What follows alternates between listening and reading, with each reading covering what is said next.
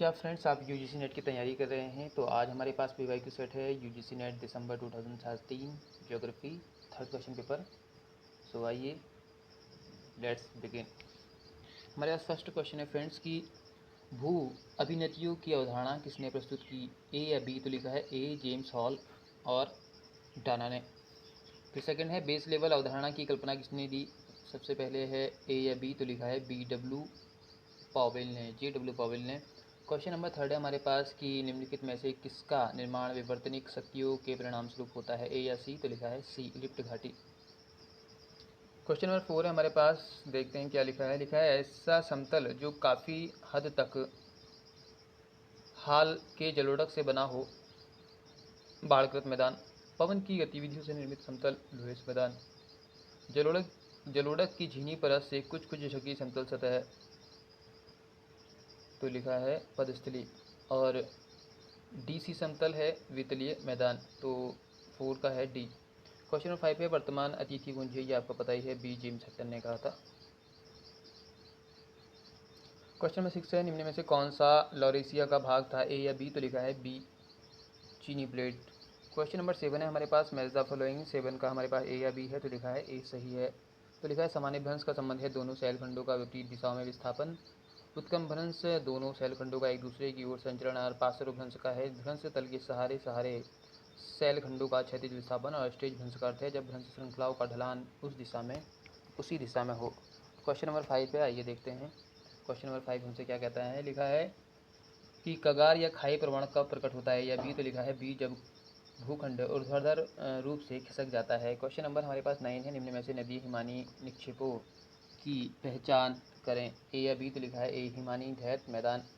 Question number हमारे पास 10 है विकसित प्रदेश में कम विकसित प्रदेश की ओर प्रवसन क्या कहलाता है? ए या सी? तो लिखा है दुराग्रही प्रवसन।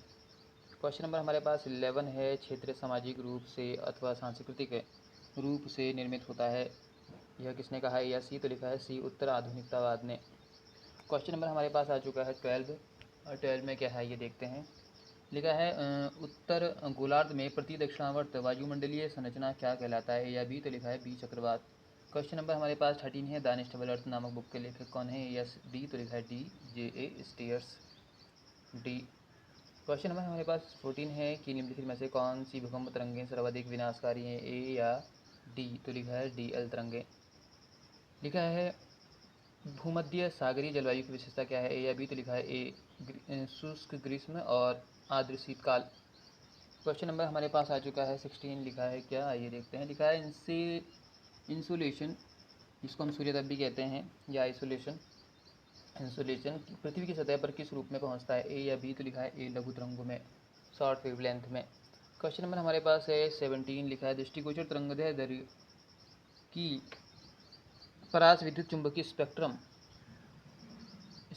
में कितनी होती है? ए या बी? तो लिखा है ए 0.4 से 0.7 माइक्रोमीटर। क्वेश्चन नंबर हमारे पास आ चुका है 17, तो 17 लिखा है कोपेन की स्कीम के अनुसार बी डब्ल्यू एच डब्ल्यू प्रकार की जलवायु कहाँ पाई जाती है? ए या बी? तो लिखा है बी राजस्थान में। क्वेश्चन नंबर 19 है शीत शुष्क वायु विशेष रूप से जो अटलांटिक महासागर के पूर्वी तट के किनारे किनारे और उत्तरी इटली में शीतकाल में अनुभव की जाती है क्या कहलाती है? या बी? तो लिखा है बी बोरास। क्वेश्चन नंबर 20 है वायुमंडल निम्नलिखित में से किसके द्वारा गर्म हो जाता है? या डी? तो लिखा है डी पृथ्वी से विकिरण के द्वारा। क्वेश्चन नंबर 21 है हमारे पास कि उष्णकटिबंधीय चक्रवात विशाखापट्टनम के 500 किलोमीटर दक्षिण पश्चिम में स्थित था। सर्वप्रथम चक्रवात 250 किलोमीटर उत्तर पश्चिम दिशा की ओर बढ़ा और फिर अकस्मात दिशा उत्तर पूर्व की ओर बदल ली। निम्नलिखित में से कौन सा पतन बंदरगाह अधिकतम खतरे का संकेत देंगे? ए या सी? तो लिखा है सी विशाखापट्टनम। क्वेश्चन नंबर हमारे पास आ चुका है 22, निम्न में से कौन सा क्षेत्र दक्षिण पश्चिम मानसून के मौसम के दौरान अधिक वृष्टि नहीं प्राप्त करता है? ए या बी? तो लिखा है ए तमिलनाडु तट। क्वेश्चन नंबर हमारे पास है 23, किस जलवायु में सपाटीकरण उच्चावच को समतल के समानयन करने की प्रक्रिया है? ए या बी? तो लिखा है बी शीत जलवायु। क्वेश्चन नंबर 24 है भारत के उत्तरी पश्चिमी भाग में शीतकालीन वृष्टि मुख्य रूप से निम्नलिखित कारण होती है। उत्तर पश्चिम भाग में पूछ रहा है, तो लिखा है ए या बी? तो लिखा है ए पश्चिमी विक्षोभ के कारण। क्वेश्चन नंबर हमारे पास 25 है निम्न दिए गए आरेख रेखा चित्र में दर्शाए गए परिदृश्यों में से कौन सा सही है? तो कोड है इसके ए या बी? तो लिखा है बी ऊपरी सतह प्रतिलोमन, इसका है 25 का बी सही। क्वेश्चन नंबर हमारे पास अससन और रीजन से है। भारत का पूर्वी तट उष्णकटिबंधीय चक्रवातों से पश्चिमी तट की अपेक्षा ज़्यादा प्रभावित होता है, क्योंकि उष्णकटिबंधीय चक्रवात मूलतः सिर्फ बंगाल की खाड़ी में उत्पन्न होते हैं। या सी तो लिखा है सी, ये सही है, परंतु आर गलत है। क्वेश्चन नंबर हमारे पास 27 है। मैच द फॉलोइंग, क्या लिखा है देखते हैं। लिखा है उष्णकटिबंधीय चक्रवात का संबंध किससे है, और चक्रवात दिए हैं। लिखा हरिकेन का संबंध यूएसए से है, टाइफून का संबंध चीन से, विली विली का ऑस्ट्रेलिया से, और टाइफू का है जापान से। लिखा है निम्नलिखित में से कौन सा प्रवाल भित्ति जीवित रहने के लिए अधिक अनुकूल परिस्थिति की स्थितियाँ प्रदान करता है। लिखा है ए या डी, तो लिखा है डी, 20 डिग्री सेल्सियस से अधिक का उसको टेम्परेचर चाहिए। क्वेश्चन नंबर 29 है। मैच द फॉलोइंग, 29 का ए या डी है, तो राइट आंसर डी है। डी में क्या लिखा है देखिए, मैच करते हैं। लिखा प्रवाल भित्ति का संबंध है जैविक महासागरीय निक्षेप से, और सोल का संबंध है सतही गहराई के साथ अलग। और वितल मैदान का अर्थ है गहरी समतल सतह, और महाद्वीपीय ढाल का संबंध है सेल्फ तट से बड़ी ढलान। क्वेश्चन नंबर 30 है हमारे पास। प्रवाल भित्ति से जुड़े अवतरण सिद्धांत सब्सिडेंस थ्योरी की अभिधारणा किसने की, ए या सी, तो लिखा है सी, डार्विन ने।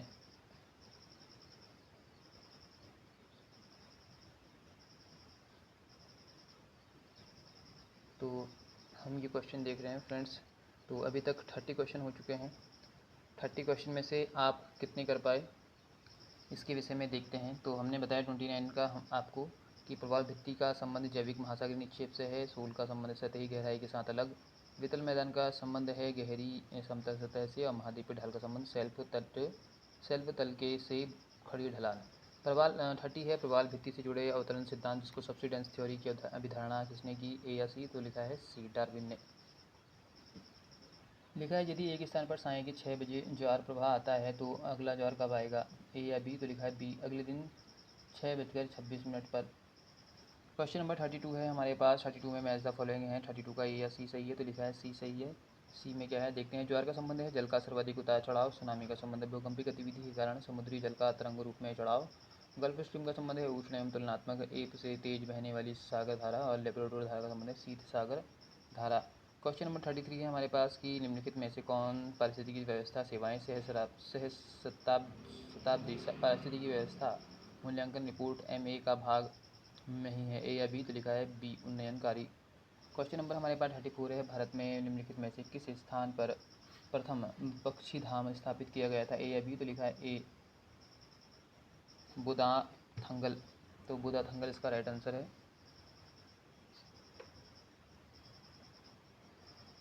आइए देखते हैं नेक्स्ट। हमारे पास नेक्स्ट है 35 असर्सन लिखा है मनुष्य बस्ती के लिए क्षेत्रों की अपनी पसंद में निश्चय ही निष्क्रिय नहीं होता है, और सभी जगहों में उसने अपने वातावरण पर कुछ अच्छा ए ऊपर है कि भौतिक कारक जनसंख्या के भौगोलिक वितरण का सिर्फ आंशिक और निश्चयात्मक स्पष्टीकरण प्रदान करता है, क्योंकि मनुष्य बस्ती के लिए क्षेत्रों की अपनी पसंद में निश्चय ही निष्क्रिय नहीं होता है, और सभी जगहों में उसने अपने वातावरण पर कुछ नियंत्रण करने की योग्यता प्रदान की है। ए या बी, तो लिखा है दोनों सही हैं, परंतु उसकी व्याख्या सही नहीं है।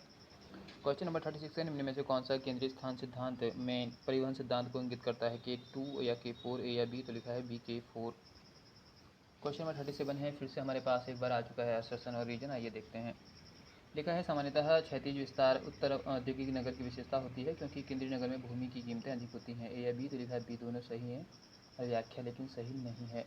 क्वेश्चन नंबर 38 है। मैच द फॉलोइंग, 38 का ए या सी, तो लिखा है सी आंसर सही है। लिखा है क्या देखते हैं। लिखा छाव का संबंध मऊ से होता है, परिवहन का संबंध कोच्चि से है, और खनन का संबंध अंकलेश्वर से है, और IT का संबंध जो है बेंगलुरु से है। क्वेश्चन नंबर हमारे पास 39 आ चुका है। फिर से एक बार असर्सन है। लिखा है नगरीय जनसंख्या अवस्थिति के अनुसार एक समान रूप से वितरित नहीं है, और लगभग 2/3 तुलनात्मक रूप से निम्न उत्थापन तटीय क्षेत्रों में केंद्रित है, क्योंकि तटीय क्षेत्रों में मृदा उर्वरता ने ग्रामीण बस्तियों को केंद्रित किया है। 39 का ए या सी, तो लिखा है क्या देखते हैं। लिखा है बी है कि दोनों सही हैं, परंतु आर की व्याख्या सही नहीं करता है।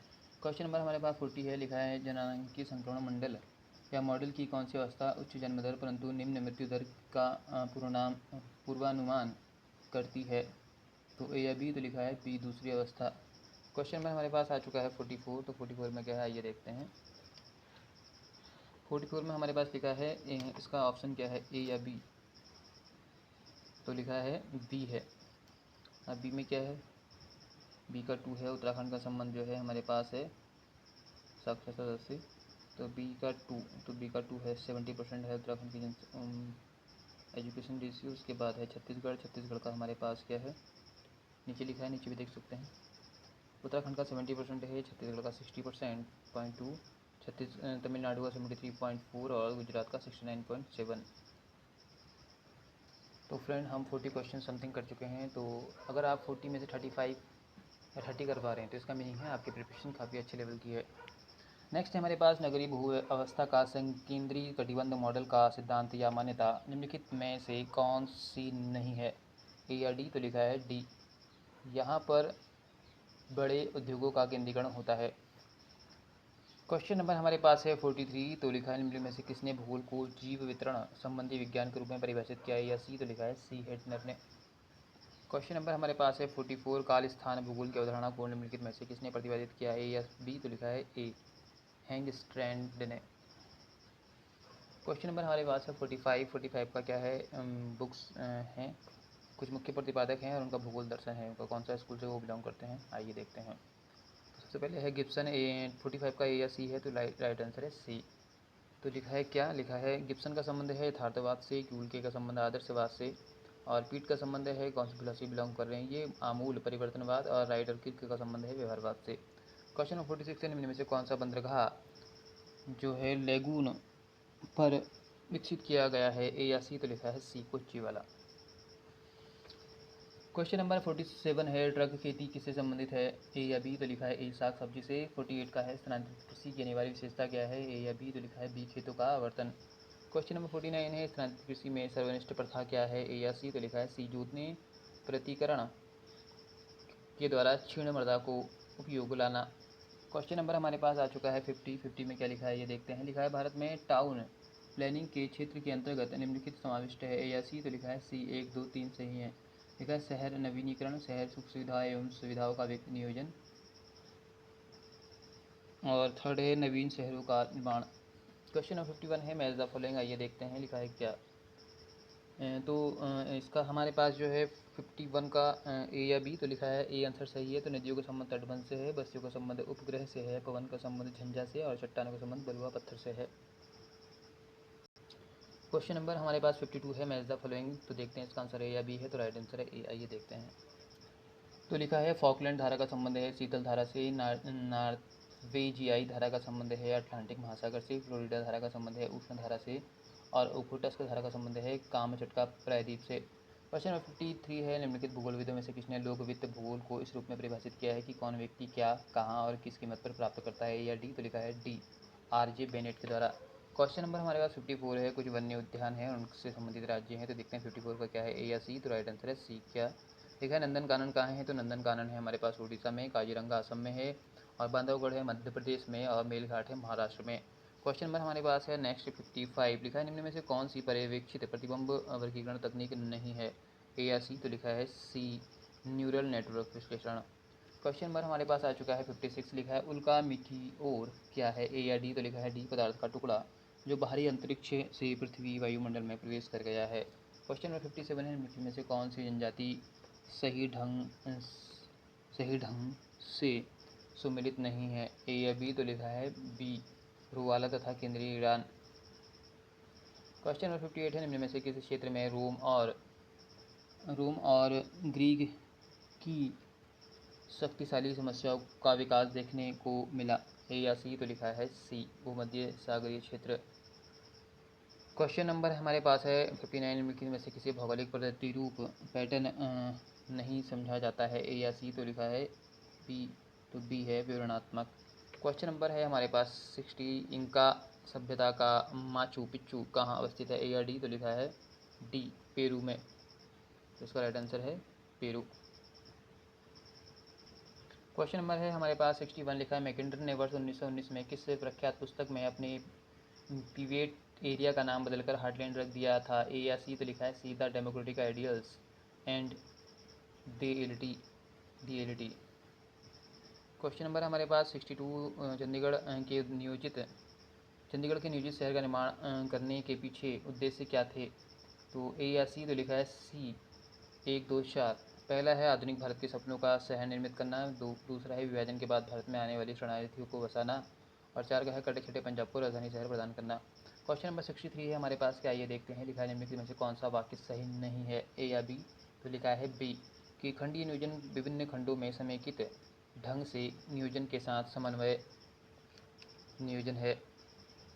नेक्स्ट है हमारे पास 65 की केंद्रीय स्वतंत्रता 64 है अभी हमारे पास कि स्वतंत्रता के पश्चात भारत में बहुत से नियोजित शहर विकसित किए गए हैं, निम्नलिखित में से कौन सा स्वातंत्र्योत्तर नियोजित शहर नहीं है, ए या सी। तो लिखा है सी जयपुर। फिर 65 पे केंद्रीय प्रवृत्ति का माप कौन सा नहीं है, ए या बी। तो लिखा है बी माध्य विचलन। क्वेश्चन नंबर 66 है, निम्नलिखित में से कौन सी भारतीय दूरी संवेदी सैटेलाइट IRS-P4 के नाम से भी जानी जाती है, ए या डी। तो लिखा है डी ओशनसैट। क्वेश्चन नंबर 67 है, निम्नलिखित में से कौन से राज्य के लिए मानव विकास सूचकांक निम्नतम दर्ज किया गया है, ए या बी। तो लिखा है ए बिहार। क्वेश्चन नंबर 68 है, कावेरी नदी बेसिन का जलग्रहण क्षेत्र राज्यों के निम्नलिखित समूहों में से किस समूह में समाविष्ट है, ए या डी। तो लिखा है डी तमिलनाडु, केरल, कर्नाटक और पुदुचेरी। क्वेश्चन नंबर हमारे पास निम्नलिखित 69 है, निम्न में से कौन सा केंद्रीय रेखीय माप है, ए या सी। तो लिखा है सी माध्य केंद्र।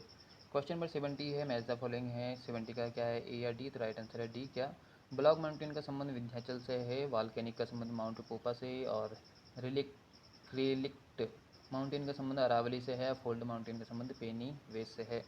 71 है, निम्नलिखित में से कौन सा बड़ा पैमाना मानचित्र है, ए या बी। तो लिखा है बी 1:25,000। क्वेश्चन नंबर 72 है, असर्सन रीजन लिखा है, राष्ट्र फॉर्मेट डेटा संरचना ज़्यादा वृहद गुणात्मक क्षमता प्रदान करता है, और क्योंकि राष्ट्र फॉर्मेट डेटा है, तो इसका आंसर क्या होगा, सी है कि ए सही है परंतु आर गलत है। क्वेश्चन नंबर 73 है, मूल मानचित्र का RF1/50,000 है, और नवीन मानचित्र का RF1 रेशियो 2,50,000 होगा, जो विस्तार एवं संकुचन का सही अनुपात क्या होगा, ए या सी। तो लिखा है ए संकुचन 1/5। क्वेश्चन नंबर 74 है, सहसंबंध गुणांक आर का कौन सा मान सही सुमेलित संबंध श्रेणी नहीं है, तो ए या डी। तो लिखा है डी -0.990। क्वेश्चन नंबर हमारे पास 75 है, निम्न में से किस वर्ष IRS-1A प्रक्षेपित किया गया, तो है सी वर्ष 1988। तो फ्रेंड्स आपने देखा हमने कितने कम समय में जो है 75 क्वेश्चन कर लिए। फ्रेंड्स आपको एक बात तो ध्यान देनी होगी कि अगर आप UGC नेट की तैयारी कर रहे हैं और आप सोच रहे हैं कि आप विदाउट टॉपिक क्लियर किए, विदाउट कॉन्सेप्ट क्लियर किए, केवल रटकर UGC नेट का पेपर निकाल देंगे, तो ऐसा नहीं होगा। आपको अपने सारे जो भी कॉन्सेप्ट हैं ज्योग्राफी के, वो तो सारे क्लियर करने होंगे, चाहे पेपर फर्स्ट हो या पेपर सेकंड हो, है ना। तो यहाँ पर आप सिर्फ PYQ सेट की प्रैक्टिस कर सकते हैं, क्योंकि एटलीस्ट आपको ये तो पता हो कि PYQ का UGC नेट के ज्योग्राफी पेपर का पैटर्न क्या चल रहा है ना। डेफिनेटली इससे आपकी हेल्प होगी बहुत ज़्यादा, क्योंकि जितने ही बड़े एग्ज़ाम है, चाहे UPSC का है या SSC का है, कोई भी एग्ज़ाम है, उसके लिए PYQ एक मोस्ट जो है हम कह सकते हैं हमारे लिए एक बेटर ट्रैक अवेलेबल कराते हैं। तो फ्रेंड्स आज के लिए इतना ही, हमारे साथ बनने के लिए थैंक यू वेरी मच। जय हिंद एंड जय भारत।